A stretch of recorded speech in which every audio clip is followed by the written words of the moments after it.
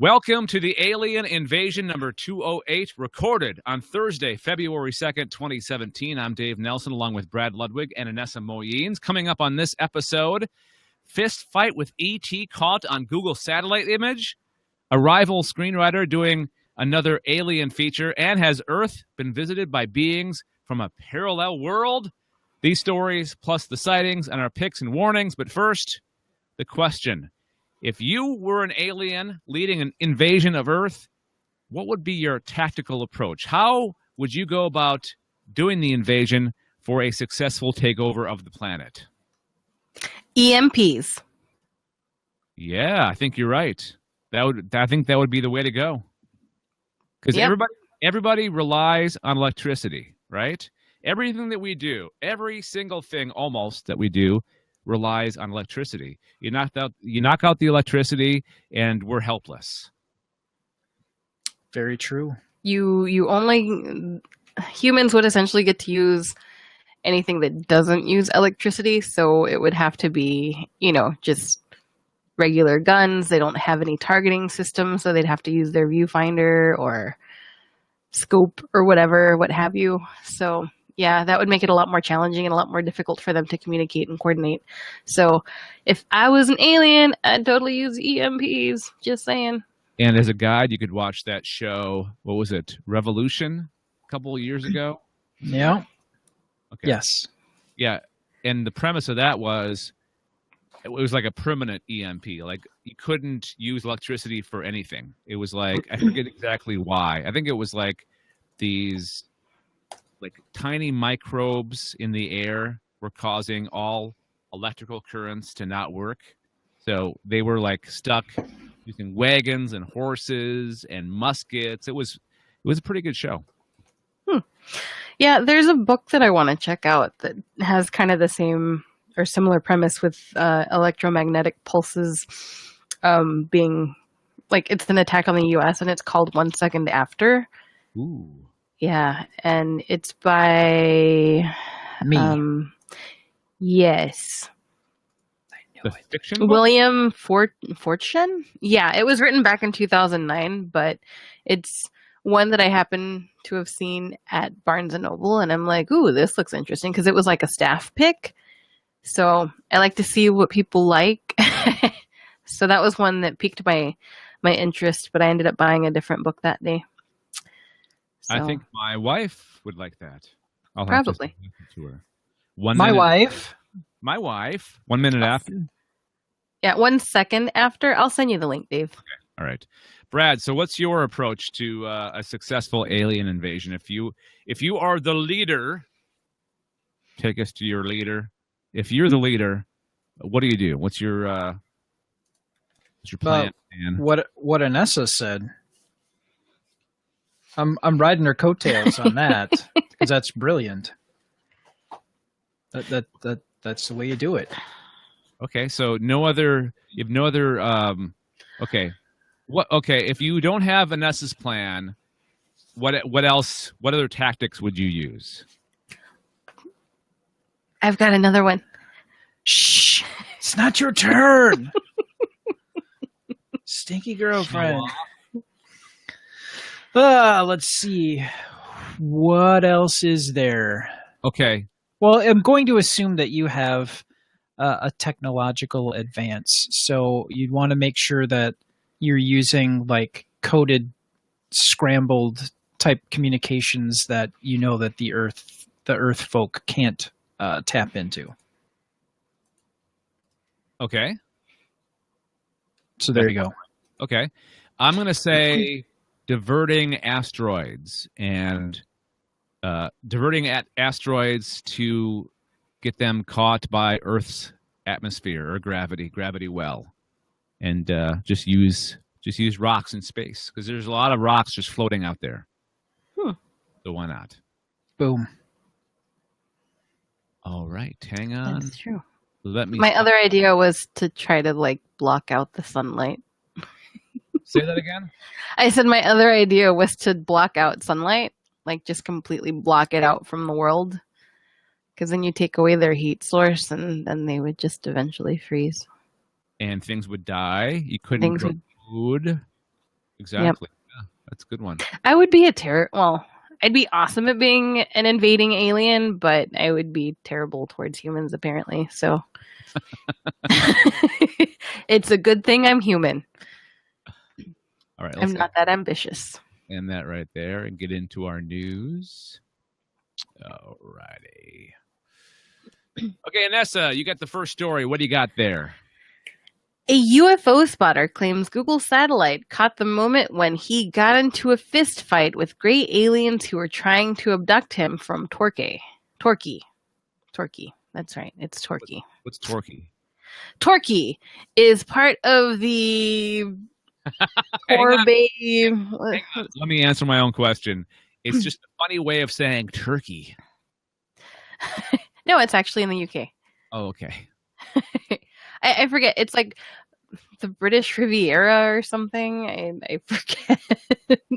Anyway, it's in southwest England on the English Channel in Devon. So, actually looking at a map, I've not been too far from there. Anyway, so John Mooner argues that images caught on the tech giant satellites show him in the middle of a brawl with aliens who were trying to bundle him into a UFO and possibly take him away for experiments. Mooner, who offered no scientific evidence whatsoever, aside from grainy satellite images taken from thousands of miles away, said the images were, quote, amazing evidence of alien abduction. I was having trouble with Google Earth app that was installed on my computer, so I looked online. I looked for an online option and found Google Satellite Maps, he told Torquay Herald. I thought to myself, I will view the area where I was UFO spotted from last year and look for anything out of the ordinary. I was left speechless by what I saw. The satellite has captured a real alien abduction taking place. The shocking thing about this was that it's me being abducted by a gray alien, and the satellite image clearly shows me trying to fight off the gray alien by punching it in the face. Right in the face. Right in the face. Looking at the image, it appears that the alien has blocked my punch and has grabbed my fist and must have been able to subdue me. The strangest thing about this captured incident is that I do not remember this taking place at all. I do, however, remember sporadic episodes of missing time throughout the year of 2016, and going back through the previous years, I do remember wearing a black baseball cap and shirt. This is definitely me on that satellite image. I also spotted 3 UFOs that were heading in my direction. The 3 UFOs were identical and appear to be flying in formation at different altitudes. The UFO that appears to be at the highest altitude has a green light emanating from it, and it appears to be leaving a faint contrail with a red glow behind it. The other 2 UFOs are glowing white. The most interesting thing about these UFOs is that they look very similar to the UFO filmed and photographed over Nellis Air Force Base at the Nevada test site. How incredible is that? I think that the UFOs were coming to pick me up with the gray alien. I was abducted, and this satellite image is proof. And that comes from themirror.co.uk. Well, I guess, barring somebody being on the scene, like videotaping it or taking pictures, I guess that would be the only other way of capturing it, right? I suppose. Yeah, I guess you have Google satellite images, and then you would have probably CCTV. Oh, I never would thought be another option. And I mean, if you know the media and TV is correct in this, there's a lot of CCTVs used in the UK. They're like everywhere. Mm-hmm. Yeah. Yep. So I would think that the odds of the UFOs being somewhere on someone's CCTV, well, probably not anymore. I'm sure it's been erased or recorded over. By the Men in Black. Yep. They took then, you know, like there would be other evidence of it. Yeah, that would be kind of freaky if you just kind of browsing through Google Maps, you know, because every time somebody discovers Google Maps for the first time, you're like, oh, let me see where I used to live, or let me see where I live. Let me see if my house shows up, right? Yep. Mm-hmm. That would be like a Absolutely. weird out of body, like, whoa, that's me, but I don't remember that happening. So what the hell? Yeah, a little disjointing, I'm sure. Did you guys take a look at the pictures in the article? They are incredibly grainy. And I feel like at least one of them is kind of like a Rorschach test. So it's like, what do you see in this image? Is it the very top one that kind of have some blob? No, that one you can actually make stuff out a little more clearer. But I mean, there are some like really bright blobs. But if you scroll down on the website, there's one where they zoom in on that image. Oh yeah, I see. And you've got like a square border almost. Mm-hmm. It kind of reminds me of like the bouncy castles with the arms, and then you have like one end that has the more elaborate decor. Yeah. Anyway, so that's what I'm seeing here. But there's another image where it's of a neighborhood. You see vehicles and pools and whatnot, and excuse me. You've got 3, I guess, what he would be referring to as the UFOs, but they look like some sort of camera artifact where they're very brightly colored, very distorted looking items. 2 of them are on one side of the street and the other one's on the northern end, which is much larger. Yeah, they could be either lens flares or an artifact, like you said, or they could actually be UFOs, like because it's the picture's being taken from above. So right. So you're not really going to end up with lens flare, I don't think, from a satellite, especially that far away. So I'm not sure what else they would be. If the viewers are dying to know, if you're dying to see this, we will post the link in the show notes and you can check it out for yourself. So you can be the judge. Tell us, do you think it's real, or is it just he's seeing things? He thinks he's seeing the image, and it's like those Mars pictures where your eyes are making patterns and you think that you're seeing something that's not really there. And I'm having a really hard time spotting an image of someone fighting with an alien, unless that's what that boxy figure is supposed to be. It looks like he could be also shaking a kid's hand. See, I'm telling you, it's like a Rorschach test. Yeah, exactly. Like, what do you see? I don't know. Yeah, I guess so. Now I'm kind of seeing I'm maybe on the right hand side might be the gray, or that could be him of the boxy figure, and then the left hand side could be the gray alien, but he looks really bulky, so I don't know how big this gentleman is, if he's like a bodybuilder. I was thinking the left side image is the guy, and the right the object in the right hand side is the alien. Yeah, that kind of makes sense, because I mean you've got like a gray head, I suppose, and then the left side, the being has hair, I would think, maybe. I don't know. I'm still having a hard time. Okay. So, but yeah, if you want to go to themirror.co.uk in our show notes, then you can take a look and let us know what you think. The most creative answer wins something.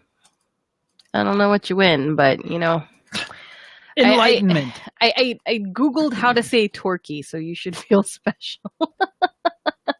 I like sat there watching like a bunch of videos, like travel videos, and like nobody was narrating, and then I found this older video from probably the late 80s. Judging by the music, I didn't get that far, but the guy actually said Torquay. So I'm like, oh, now I know how, because it's like spelled Torquay. I was like, is that Torquay? Okay, no, it doesn't. We're gonna end the story right there. I'm gonna ramble. I'm gonna end it where you said, because I always like to kind of end each story kind of with a funny liner. So I'm gonna end it with you saying you looked up how to pronounce Torquay. Nobody was narrating, and then okay. I'm really trying to be more serious with our stories. Did you guys read that email that I sent you? I forwarded. The guy was like, "You guys are just making fun of everything," or not. He didn't say that, but he was like, "Too much funny banter.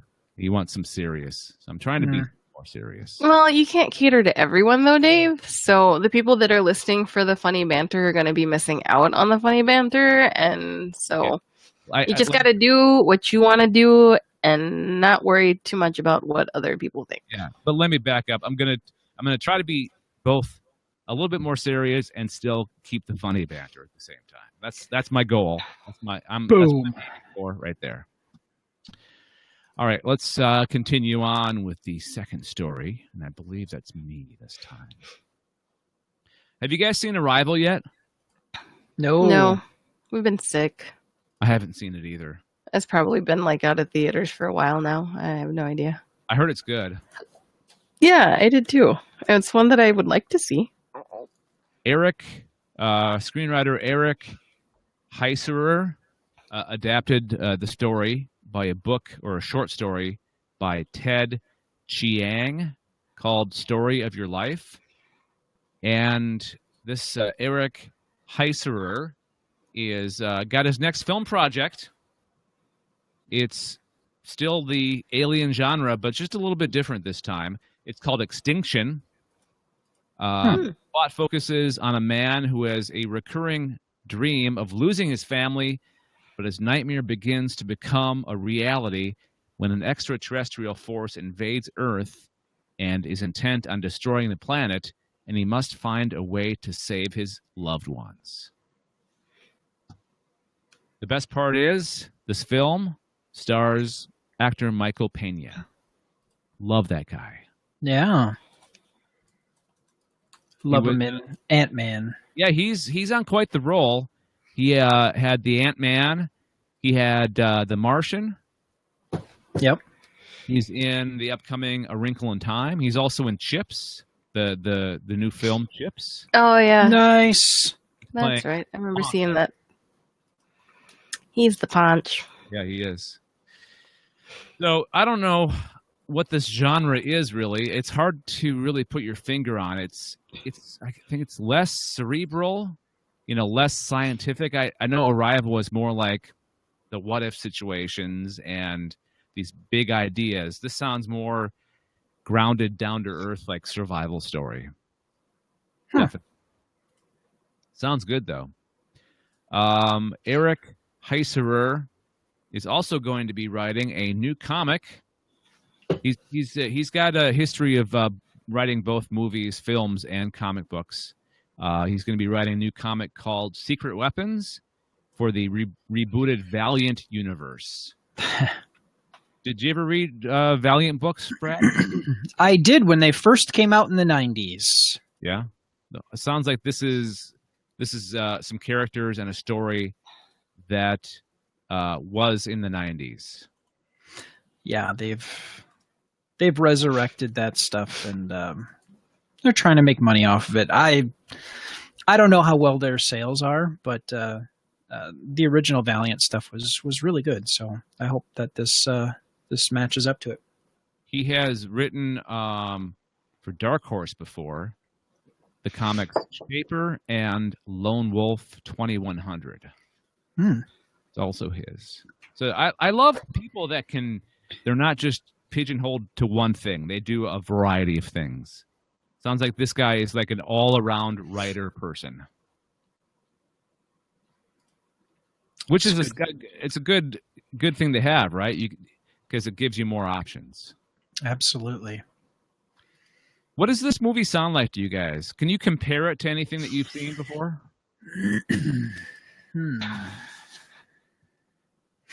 I'm trying to think. I haven't seen The Fifth Wave yet, but I've read the book, and it kind of sounds Fifth Wave-ish. Well, it sounds kind of like with the recurring dream, kind of like what is it, Edge of Tomorrow? Yeah, having the same thing happen and going over. very cyclical. Yeah, maybe he's been abducted by aliens, and they're making him experience the dream over and over again. That could be. Or he's the alien and he's experiencing human memories over and over again. Oh, there's a twist. Yeah. Don't have a release date or any other details on this. So I think it's a ways off yet. Any extra thoughts? You guys want to add anything to this? I'm good. Yeah, I think there's nothing else I can think of to add to it. Okay. Sometimes you never know with these stories, the stories about the upcoming movies. It's like there's not much more to say because, it's coming out. You could, guess as to what the movie's going to be about, but there's, if you don't have enough information, it's really just a whole lot of, what's the word I'm looking for? Verbal masturbation. Yes. That's the word. You're welcome. No, it wasn't the word.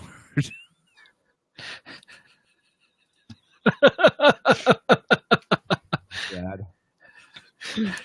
Relatively appropriate, though? Sure. All right. We'll stop that one there. All right. Maybe we'll get something more out of this next story. I got a feeling we will. So, we forgot to wrap. Hang on. Wiggity, wow. So, Brad and Vanessa, what have you guys been up to? I know there's been illnesses amongst you two. Poor people have been listening to me sniffle all episode and sneeze. Still recovering. We were off a week, but now we're back. But you guys were the reason that we didn't record last week is Brad, you were sick, but then Anessa, you've been sick since then. Right. Thanks, Brad. You're welcome. So it was Alex came home with an illness which turned out to be influenza A, and then I got it probably about a day afterwards, after his symptoms became visible, and then that went on for a few days, fighting off a fever.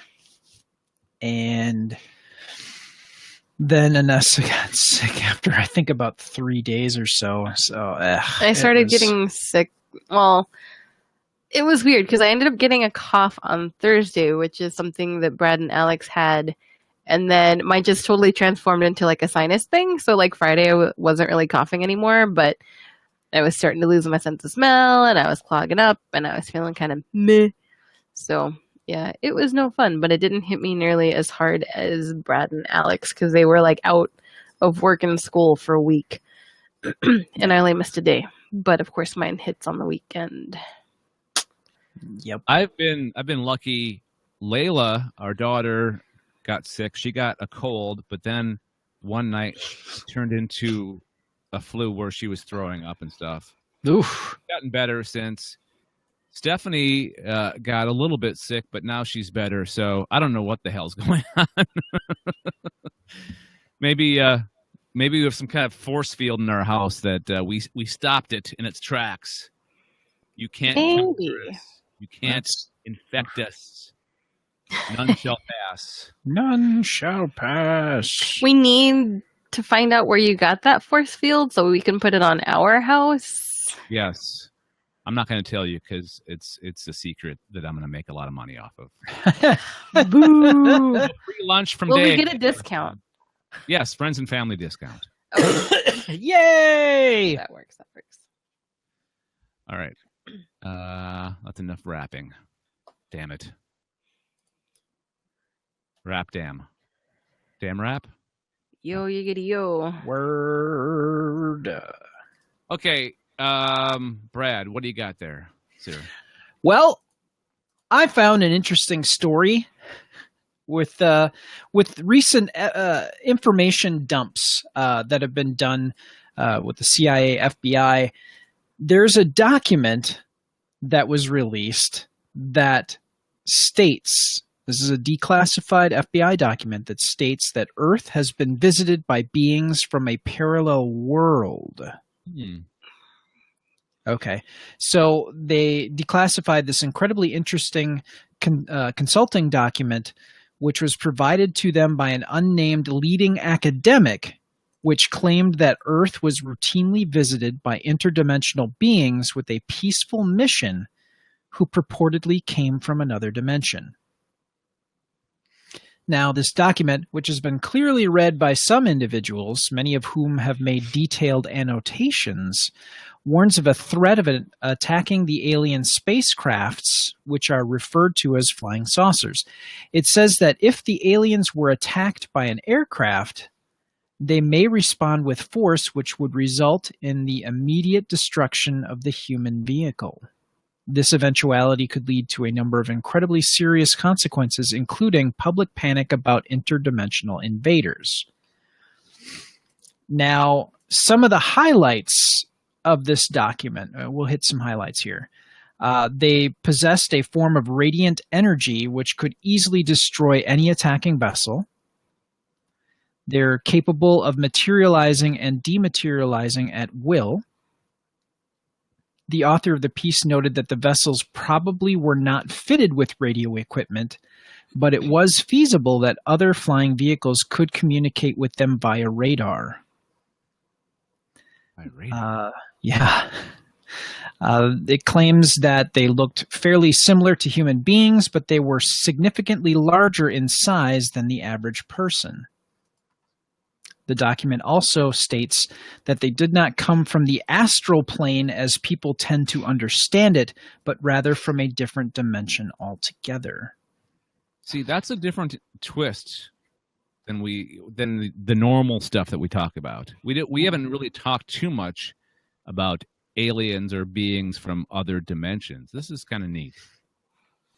Yeah, and that's why it kind of piqued my interest.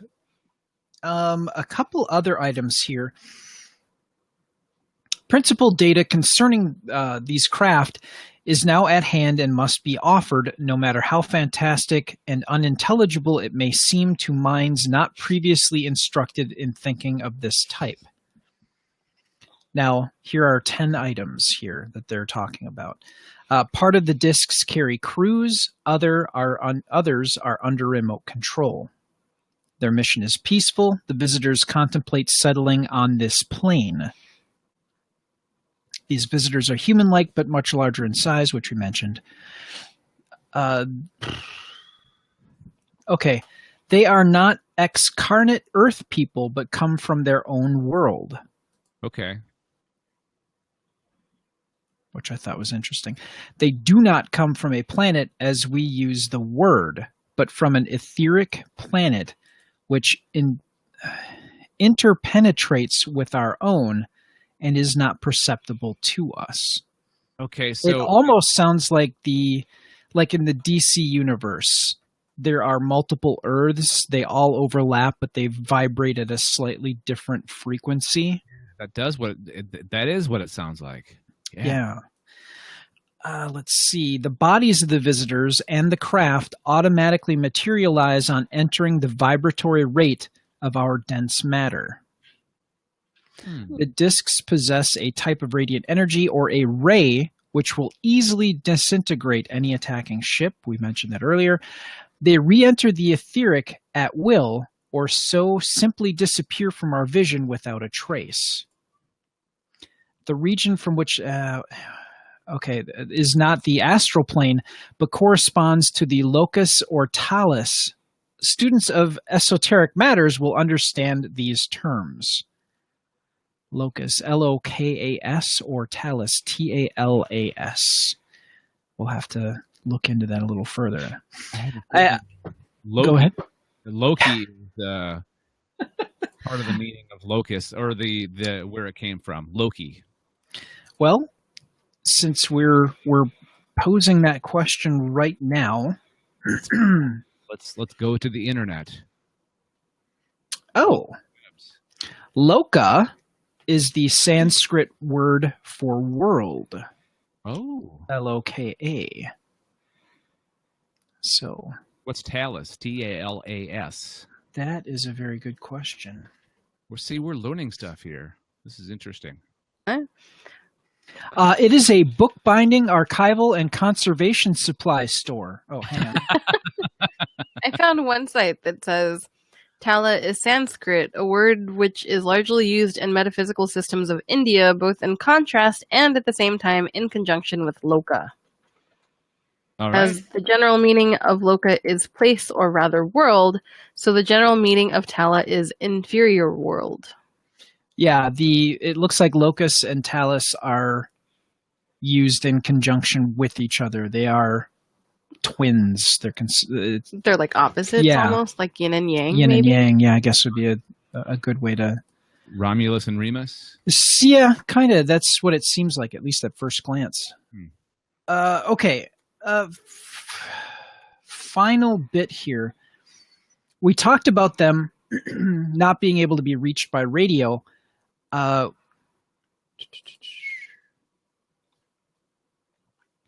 me see. I'm trying to. La vida locas. Sorry, Mm. I blame Growly Bear. Boo. Thank you, Growly Bear. They probably cannot be reached by radio, but probably can be by radar. So that is speculative. If the signal system can be devised for that apparatus, they're not sure if there is a way to actually signal to the vehicle. We give information and warning and can do no more. Let the newcomers be treated with every kindness, unless the discs are with. And this is. Part of it is hard to read because this document was very well read. So here's the sentence here. Let's see if we can fill in the blanks. Unless the discs are with illegible,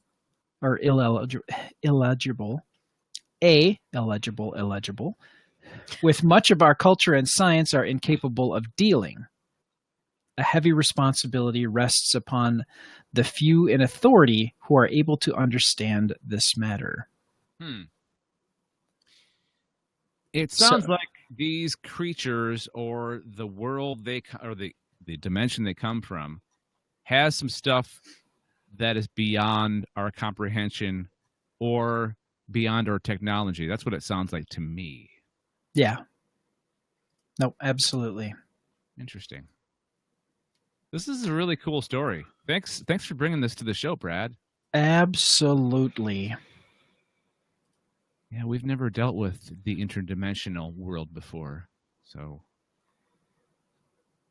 that's some pretty powerful stuff where they can fire on the aliens can fire on your craft and it will instantly be destroyed. Yep. Don't make the aliens mad. Yeah, pretty much. All right. Well, that was interesting. We learned something, and it was entertaining. I think we covered all the bases. I think so as well. Yeah. All right. I get none. None. All right, there we go. All right. It's time for sightings. All right. I think Nessa, you're in charge of the sightings this week, right? Maybe. Looks like it. Yeah, no, I am. And I'm keeping it local. Wausau, Wisconsin. Wausau. So this was sighted on Saturday, 16th, July 1960. So we're going a ways back. And it was reported Saturday the 16th of July in 1960, apparently. And the source is MUFON. And the individual writes, I had been living at an airport that my parents managed for the city. I was about 16 at the time. One of my duties was to put our training aircraft and our charter twin in the hangar at the end of the day. Twilight would best describe the visual conditions. After putting the single-engine trainers in the hangar, I was preparing to put the twin-engine airplane, a Cessna 310. I happened to notice movement in the lower horizon off to the east. The hangar doors have a southern exposure. I observed 4 or 5 opaque disks in a single north to south line traveling westward. They disappeared from sight as they reached the western horizon. This took approximately less than a minute. I could not make out any identifying characteristics, but I believe they were fairly high and about 3 inches in diameter. It is difficult to judge the size, as one doesn't know the altitude they are at. There were no contrails, nor lights, or of any kind or any sound. I had lived at the airport all of my life, and was familiar with many aircraft. Whether this was one object with multiple lights, or 4 or 5 separate ones, is difficult to say with any certainty. But I thought he said there weren't any lights? Anyway. But due to the spacing, I'm inclined to say the disks were separate objects. The sightings of these opaque disks got my attention because there wasn't any type of navigation lights, nor rotating beacon lights. Then, as I listened for a sound of the engine noise, thinking I should be able to hear something, but nothing was heard. From what I can remember, they crossed the horizon a lot faster than any aircraft I had seen. At the time, I thought it might be a UFO, but was reluctant to say anything for fear of ridicule. I have 7,000 hours, most in charter or corporate aircraft. The largest I have flown is a Lear, and I have 1,000 hours in those. 24, 25, and 35. So, I am currently working as an aircraft mechanic for a major airline. I have never seen anything since that approximates what I saw, and have never spoken to anyone who saw anything similar. And this comes from UFOhunters.com. Well, UFO-hunters.com. You know, Anessa, I think you could have done a little bit more research, because this was a local story. You should have found out where this guy lived, if they were still alive, and did some in-depth investigation and interviewing of this person. It doesn't sound like they live in Wausau anymore. Oh, they don't. Well, they said that they grew up in the area. Apparently, they lived at the airport. An odd place to live. There's neighborhoods around it. Yeah, so I'm sure that's probably what they meant. It's the Wausau Municipal Airport, not CWA. That's the one out along the highway, right? That goes south. Well, it goes Seaway. Seaway is along the highway. The municipal airport is by the river. Okay. By Lake Wausau. Do y'all call it like Seaway? CWA? Yeah. Man.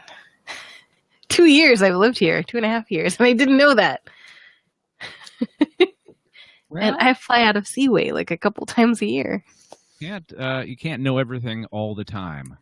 I know. But anyway, it doesn't really sound like they reported it to anyone aside from MUFON and whoever they came across, but it didn't sound like they, notified the newspaper saying, "Hey." Yeah, I did a quick Google search just to see if I could find it listed somewhere else, but it's just all like UFO sites, like UFO-Hunters. That's the one that you got it from, right? Right, and it says that the source is from MUFON, so I'm sure other sites that pull their sightings from MUFON, it'll pop up for all those sites as well. I love how it's automatically now MUFON. It's not even. It's MUFON. Don't even. Thanks, X-Files. All right, interesting. That's cool when we can find something near where we live.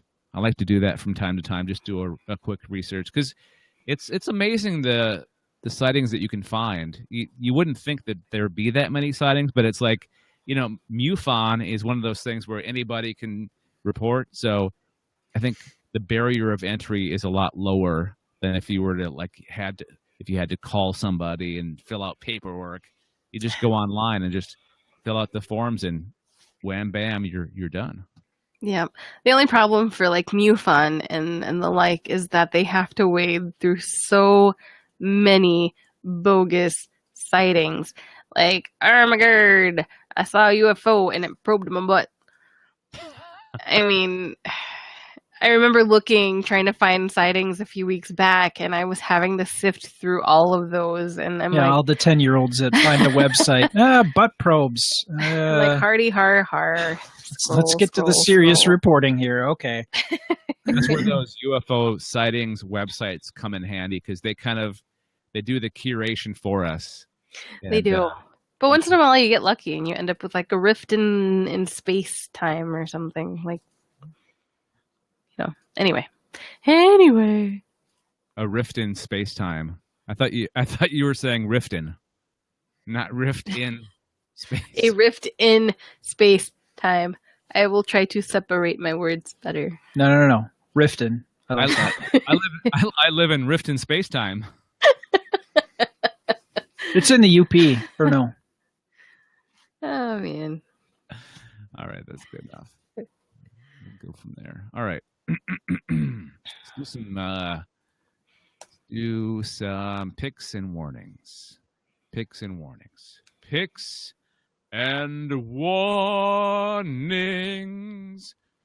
All right. Anessa, you just talked. Do you want to switch around the order of things here? No, I'll get it over with. Okay. Like a Band-Aid, just rip it off.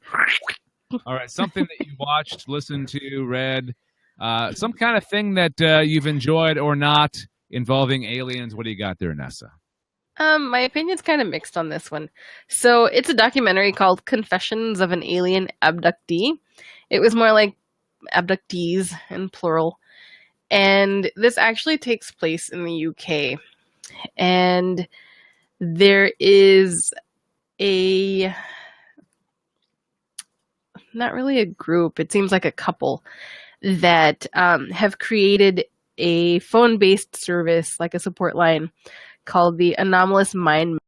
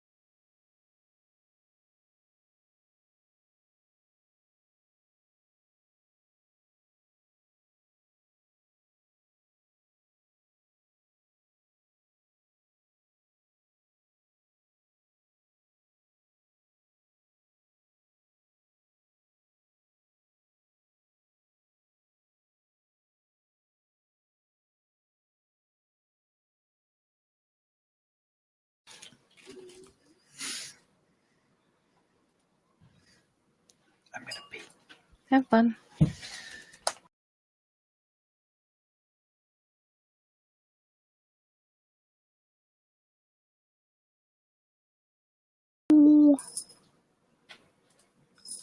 Meow. Meow. Well, shoot. What? Damn it.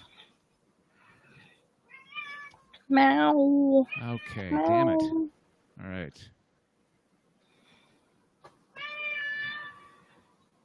Did you lose my awesome review?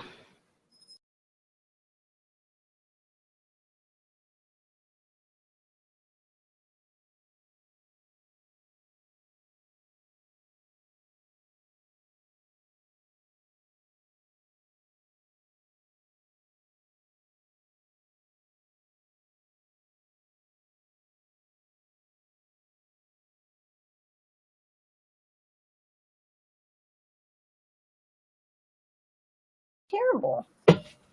Oh, I can't pet you from up here. You're crazy, baby kitten.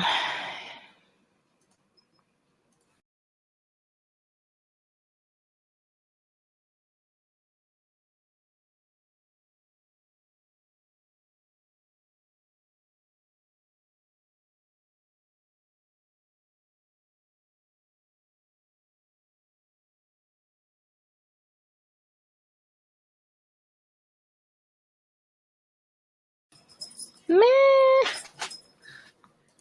I woke her up, and she's like, You guys hear me? I can hear you now. Okay, I'm on the wrong camera, but I'm here. Okay. I'm on my We Facebook have- camera. Mm. For some reason, my other camera is not connecting. Hmm. This is the problem when I usually have. When I have to reboot my computer. It's Live doesn't recognize it for some reason.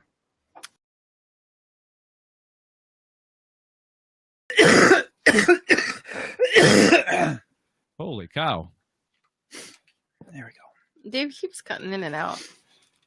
Boo! All right, can you hear me? Yes. Yes. Okay. Yeah, the video keeps going, oh, we'll be back later. Back in a minute. BRB. All right, let's get on with. Oh shoot! Now my oh shoot! Hang on.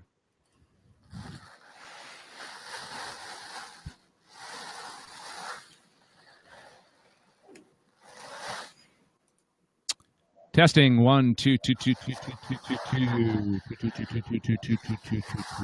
2. Testing 1 2 2 2 2 2 2 2 2 2 2. All right, here we go. All right, we're good. You guys ready to continue? Yes.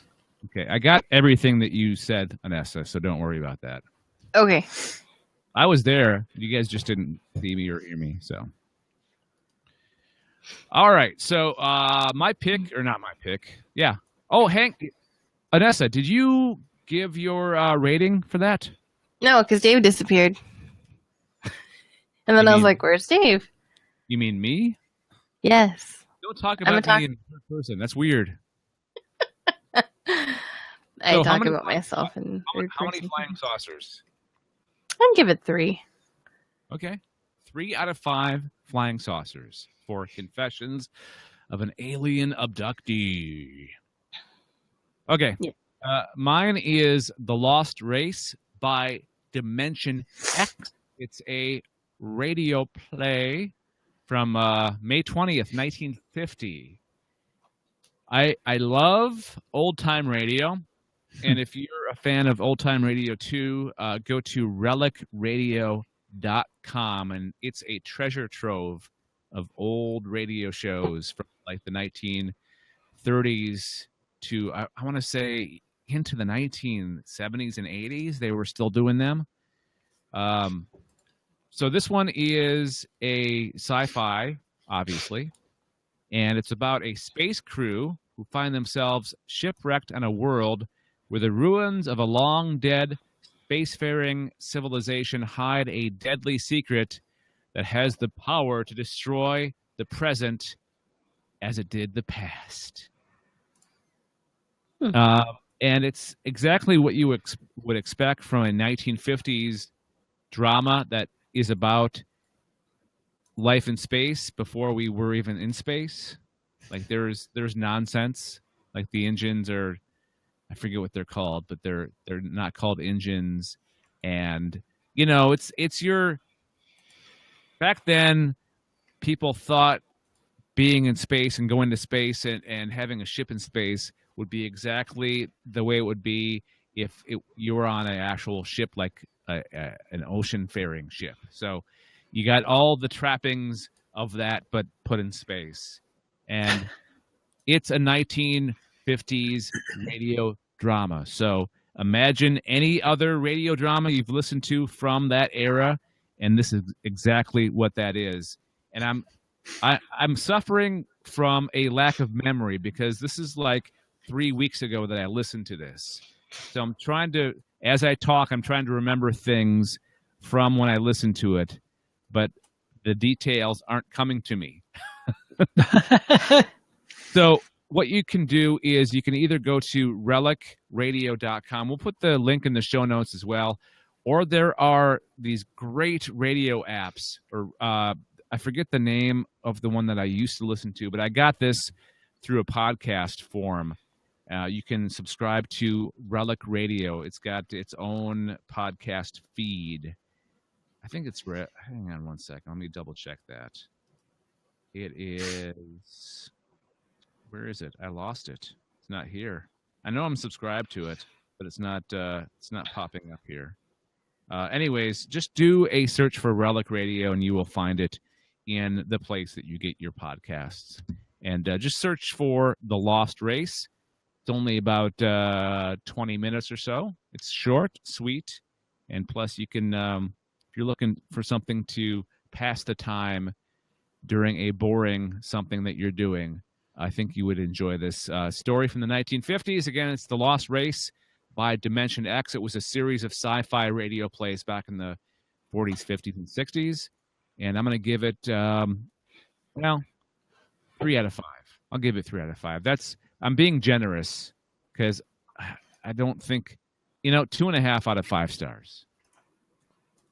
Okay, there you go. All right, Brad. What did you watch, listen to, read, whatever your pick or warning is this week? I watched it's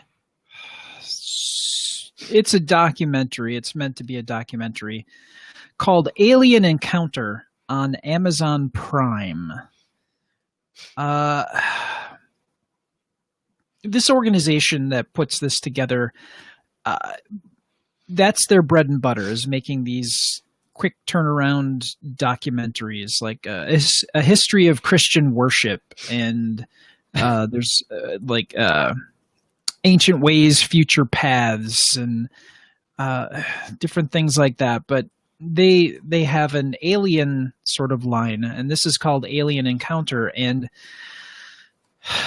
they talk about how no human being could make the pyramids because of a lot of the information, even though this was done, I'm trying to find the date of this particular, when this was released. The studio is called Film Rise, just for everybody's edification here. And yeah, that's their bread and butter, is making these things. I don't have a date as to when this came out, but the information in it is not current. There have been newer discoveries in regards to the pyramids, newer discoveries with how they actually have figured out how they have moved the larger stones. And they have tested some of these movements, and it's not with logs. They used water, but this is not mentioned in this documentary. A lot of it didn't feel new at all. A lot of it was, if you've seen any other Ancient Aliens. Well, even if you go with Leonard Nimoy's In Search Of, I mean, from the 70s, I mean, that's how dated the information was. It was the same old, just with newer videography, essentially. It was slow paced. The narrator should be researched as a alternative to Valium. There's no life in that voice at all, and it made it kind of hard to watch. So this is more of a warning than a pick, and I am giving it a half star. Yes, I think that's the lowest score that we've ever given anything on this show, I believe. Probably. The only thing that gives it a half star is some of the shots were nice. Other than that, I bet you it was a struggle to get through, wasn't it? It really was, and I was heckling. It was like MST3King it in certain parts because the information was so out of date. And like I said, you could have watched an In Search Of episode with Leonard Nimoy from the 70s, and it would have been the same type of information given. So, and it probably would have been more entertaining. Oh, far more entertaining. Yeah, I loved In Search Of. Used to watch I did too. Sunday afternoon was late Sunday afternoon, early evening. I remember it was. Yep. All right. So in we had. I don't have the right words this evening. In review, Brad had Alien Encounter. I had The Lost Race by Dimension X, a radio play from 1950.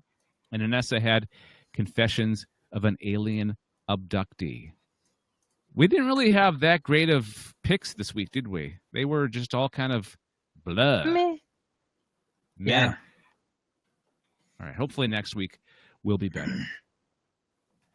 Fingers crossed. Fingers crossed. All right, let's wrap it up here. Start the recording over again. Here we go. Okay.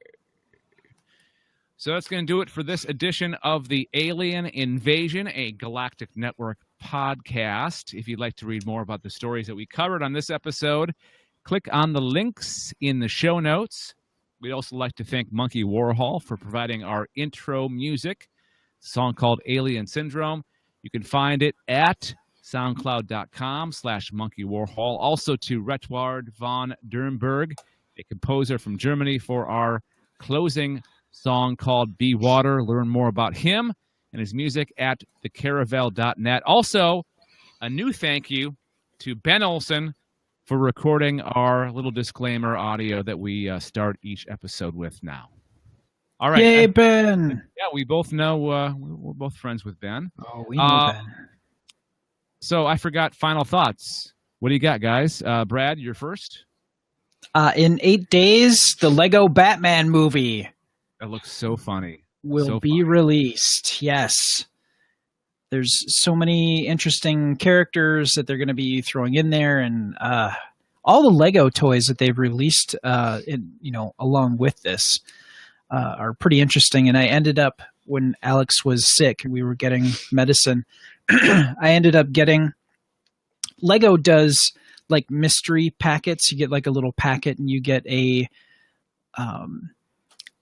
Lego miniature person out of a series, right? So like series 16 was the most recent release, and there's probably like, I'm going to just throw out a number. There's like 18 different miniatures that you can get in that series 16, right? Well, they did a Batman Lego themed one. So you can get a Joker or Harley Quinn or whatever. So we've got 2 packets that Alex needs to open and assemble yet. So looking forward to that. So yeah, Lego Batman movie. Real quick, are you going to watch Powerless? Yes. It's on tonight. We don't have cable. Yeah, I know. I'm gonna throw it in Hulu. I tried to set up my Hulu account so it would pick it up beforehand, but it wasn't doing it. So I'm gonna throw it in my Hulu tomorrow. Now that it's gonna be released. So Looks funny, definitely. It looks funny, and it sounds like they're digging into the more obscure DC characters. Cool. Yeah, I have a lot more thoughts on it, but yeah, I'm definitely looking forward to it and definitely going to watch it. Okay, we'll have to have that as a future pick, maybe, if there's aliens involved anywhere. I have a feeling that they may show up. Okay. Anessa, what's your final thought? I need to blow my nose. I had a feeling it was going to be something food related or something to do with your... Or something's not related. Whoa! Right. On that note, everybody, thanks for watching. Thanks for listening this week. And until next time, have an awesome life thing. Whoop, whoop. Bye. Bye. We're missing you already. Weird. All right. That was the weirdest outro ever. All right.